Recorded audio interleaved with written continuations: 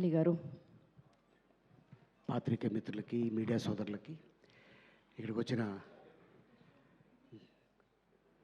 Top director Anil Ravipudi గారికి, అలాగే నిర్మాత హీరో శివాజీ గారికి, అలాగే మా డైరెక్టర్ సుధీర్ గారికి, అలాగే నా తోటి నటీనటులకి అందరికీ స్వాగతం, సుస్వాగతం, అందరికీ నమస్కారం. అలాగే బాస్ అనే సినిమాకి రైటర్గా పనిచేసి బిగ్ బాస్ని డైరెక్షన్ చేసిన అనిల్ రావుపూడి గారు ఈరోజు గెస్ట్గా రావటం చాలా ఆనందంగా ఉంది. అండ్ అలాగే కానీ ఒంగోలు జిల్లాలో ఏదో ఉందండి పవర్, అది చెప్తారు కదా, ఒంగోలు గిత్త ఫ్లాంతర్ కదరని శీతల్లా కరగజ్జం, మంగోలియన్స్ లాగా ఒంగోలియన్స్ శివాజీ చెప్తానండి. నిజంగానే ఆ ఒంగోలు గిత్తకి ఎంత క్రేజ్ ఉందో నిజంగా చెప్తాను. ఎందుకంటే అప్పట్లో టి కృష్ణ గారు, మాధవ రంగారావు గారు, మంచి మ్యూజిక్ డైరెక్టర్ వందే మాత్రం శ్రీనివాస్ గారు, అలాగే గోపీచంద్ గారు, బి గోపాల్ గారు, ఇప్పుడు అనిల్ రావుపూడి గారు, శివాజీ గారు, ఇంకా ఎంతమంది తయారవుతున్నారో అక్కడ. నాకు బాగా ఫుడ్ కానీ కలమ్మ తల్లి ఏ జిల్లా అని కాదు, ఏ ప్రాంతం అని కాదు, ఏ క్యాస్ట్ అని కాదు, కలమ్మ తల్లి అందరినీ స్వాగతిస్తుంది, ఆశీర్వదిస్తుంది. ఎవరి దగ్గర టాలెంట్ ఉంటుందో వాళ్ళే ఇండస్ట్రీలో ఎదుగుతారు. ఫర్ ఎగ్జాంపుల్ శివాజీ ఎక్కడి నుంచి వచ్చాడు అనేది తన లైఫ్ నేను చూశాను. ఈ రోజున తను పక్కన యాక్ట్ చేస్తూ అన్న ఒక చిన్న షార్ట్ ఏమని చెప్పరా, మా ఊళ్ళో చూపించుకుంటాను అని చెప్పేవాడు. అట్లాంటి శివాజీ నిర్మాతగా నేను యాక్ట్ చేయటం, నాకు చెక్ ఇవ్వటం నిజంగా నాకు చాలా ఆనందంగా ఉంది. శివాజీ ఎక్కడి నుంచి వచ్చావు అనేది మర్చిపోవు నువ్వు, నాకు తెలుసు. అప్పుడు ఎలా ఉన్నావు, ఇప్పుడు అలాగే ఉన్నావు, ఇలాగే ఉండు, ఆల్ ది బెస్ట్. సో ఎందుకంటే తనతో పాటు చాలామంది ట్రావెల్ అవుతుంటారు ఆఫీస్లో, ఎప్పుడు నిరంతరం ఫుడ్ పెడుతూనే ఉంటాడు. ఫర్ ఎగ్జాంపుల్ ఇక్కడే ఉన్నాడు మన చిత్రం సీను. ఎస్, సో అందరినీ నా వాళ్ళు అనుకున్న వాళ్ళందరినీ పిలిచి వేషాలు ఇస్తుంటాడు.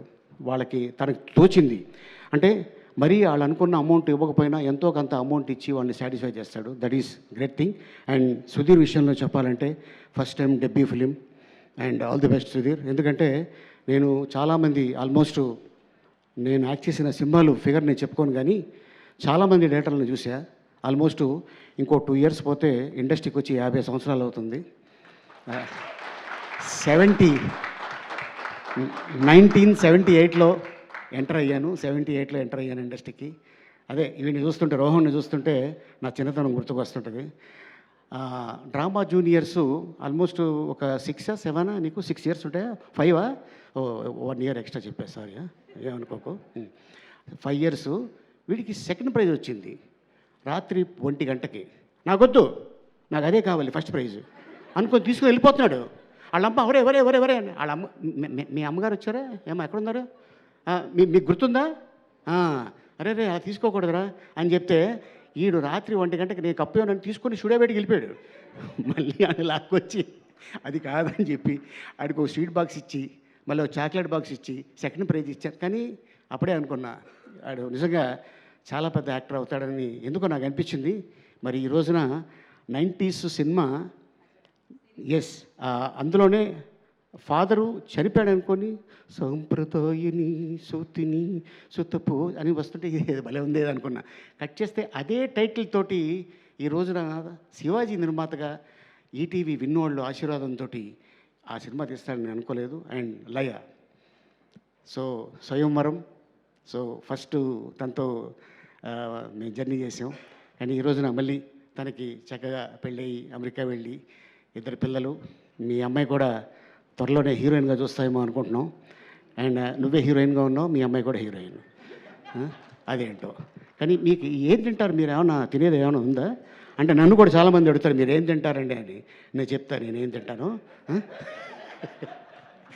And Shivaji all the best. And director గురించి చెప్పాలంటే ఫస్ట్ డే రూమ్లోకి ఎంటర్ అయ్యి నా క్యారెక్టర్ చెప్పాడు ఆయన. సార్ ఇది సార్ ఇలా అనుకుంటున్నాను, ఓకే డన్ అని చెప్పి షూటింగ్కి వెళ్ళాం.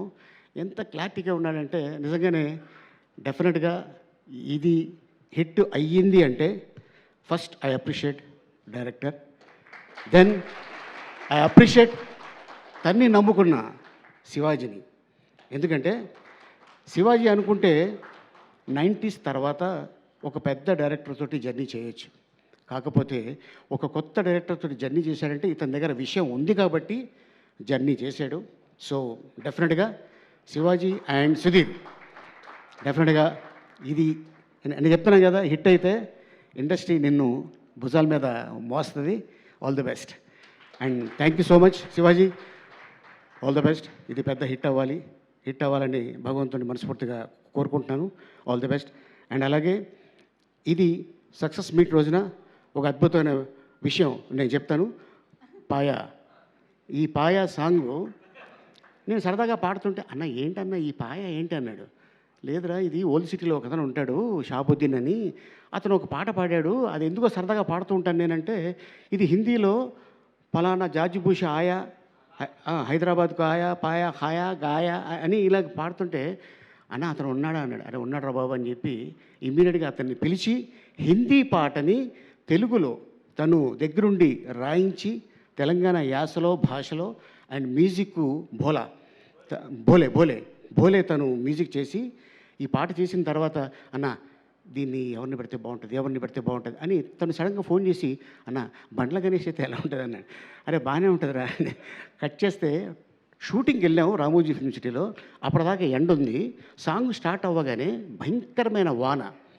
ఎట్టంటి వాన అంటే అయిపోయాం మొత్తం యూనిట్ అంతా. లక్కీగా ఏంటంటే అది ఒక ధాబాలో కాబట్టి లోపల అన్న ఇక్కడ చేసుకుందాం అని షూటింగ్ ఎక్కడ ఆపల. 2 డేస్లో మీరు చెప్తే నంబర్ ఈ పాట అంతా 2 డేస్లో dance master and director and producer వాళ్ళ ముగ్గురు అనుకొని టక తీశారు. కానీ పాట రిలీజ్ అయిన తర్వాత ఇప్పుడు రీసెంట్గా జస్ట్ 2 డేస్ అవుతుంది నేను దుబాయ్ నుంచి వచ్చి, మా కజిన్ వాళ్ళ చిన్న పాప 2 years కూడా కాల, ఆ పాపకి ఈ పాయ పాట వేస్తేనే అండం తింటుందంట.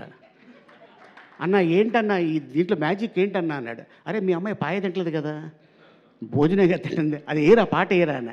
ఎస్. సో అట్టాగే మొన్న రిలీజ్ అయిన సినిమా బిగ్ బాస్ గారిది మనశంకర వరప్రసాద్ మీసాల పిల్ల, అసలు అది మామూలు విషయం కాదు. మీసాల పిల్ల అంటే ఇలాగే ఉంటారు. ఎస్. సో డెఫినెట్గా అండ్ ఆ పాటలో ఎంత పవర్ ఉన్నది అంతే పవరు ఈ పాయ పాటలో. And all the best Shivaji and director. Thank you so much.